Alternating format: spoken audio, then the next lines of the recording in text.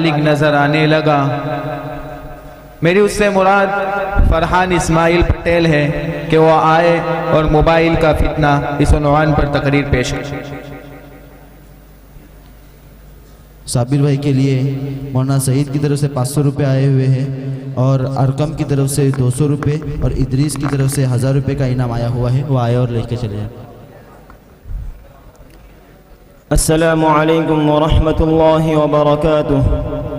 الحمد للہ رب العالمین والصلاة والسلام على سید الانبیاء والمرسلین محمد وآلہ وصحبہ اجمعین، اما بعد فاعوذ باللہ من الشیطان الرجیم، بسم اللہ الرحمن الرحیم۔ ومن الناس من يشتري لهو الحديث ليضل عن سبيل الله بغير علم، صدق الله العظيم۔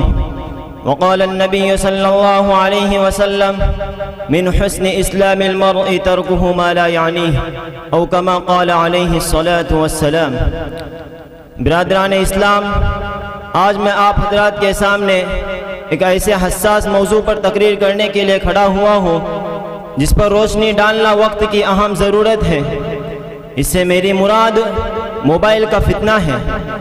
برادران اسلام، نہایت افسوس اور دکھ کی بات ہے کہ یہ معاشرہ جو مسلم معاشرہ کہلاتا ہے، رسول اکرم صلی اللہ علیہ وسلم کا عاشق اور تہذیب اسلام کا شاہکار کہلاتا ہے، تعلیمات سنت نبویہ کا مطیع اور اکابرین امت کا عکس جمیل کہلاتا ہے، آج وہ صالح معاشرہ کس خطرناک دلدل میں پھنس چکا ہے۔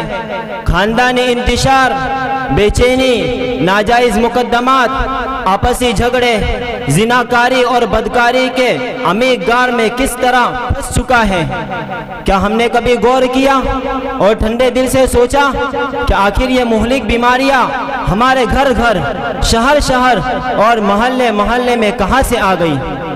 برادران اسلام، یہ موبائل، واٹس ایپ، فیس بک، ٹویٹر، انسٹاگرام، اسنیپ چیٹ وہ مہلک بیماریاں ہیں جو ہمارے گھر گھر، شہر شہر اور محلے محلے میں گھس آئی ہیں۔ یہود و نصارہ نے ہمیں ان چیزوں میں لگا کر ہم پر اور انسانی عقل و دماغ پر ایک فکری یلغار برپا کر دی ہے کہ ہم ہر وقت موبائل کے پیچھے پڑے رہیں۔ حتیٰ کہ حالت یہ ہو گئی ہے کہ اگر ہم تھوڑی دیر کے لیے موبائل سے دور ہو جائیں تو ایسا لگتا ہے جیسا زندگی کا مزہ ہی ختم ہو گیا۔ سوتے ہوئے موبائل، جاگتے ہوئے موبائل، دن میں موبائل، رات میں موبائل، ارے میاں آدھی رات آنکھ کھلے تو بھی موبائل۔ یہ موبائل ہم سے نہیں چھوٹ رہا ہے۔ حالانکہ ہماری زندگی کا مقصد اللہ تعالیٰ کی یاد تھی کہ ہم اللہ تعالیٰ کو یاد کر دیں۔ ہماری زندگی کا مقصد عبادت خداوندی تھی کہ ہم اس کی عبادت میں مشغول ہوتے۔ ہماری زندگی کا مقصد حیات ابدی کا حصول تھا کہ ہم اس کے لیے کوشاں رہتے۔ ہماری زندگی کا مقصد رضا الہی تھی کہ ہم ایسے اعمال کرنے والے بنتے جن سے اللہ راضی ہوتا ہے اور ایسے گناہوں سے بچنے والے بنتے جن سے اللہ ناراض ہوتا ہے۔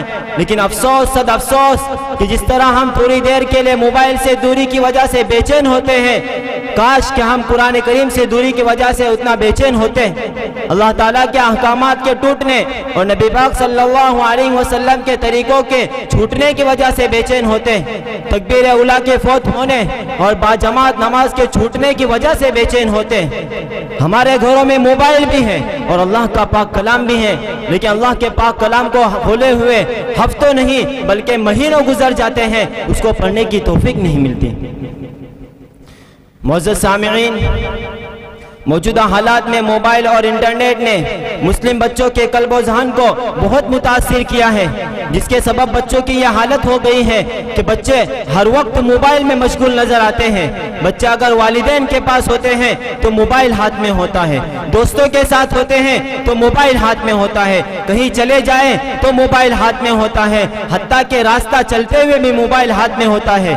اور تو اور دودھ پیتا بچہ بھی موبائل میں کارٹونز دیکھ کر لطف اندوز ہوتا ہوتا ہے، جبکہ یہی بچہ کل قوم کا خادم اور رہبر بننے والا تھا، آج وہ بچہ کارٹون کا ہیرو بننا چاہتا ہے۔ کل جو بچہ دین حنیف کی ڈوبتی کشتی کو گہرے سمندر سے نکالنے والا تھا، آج وہ بچہ کارٹون کا ایکٹر بننا چاہتا ہے۔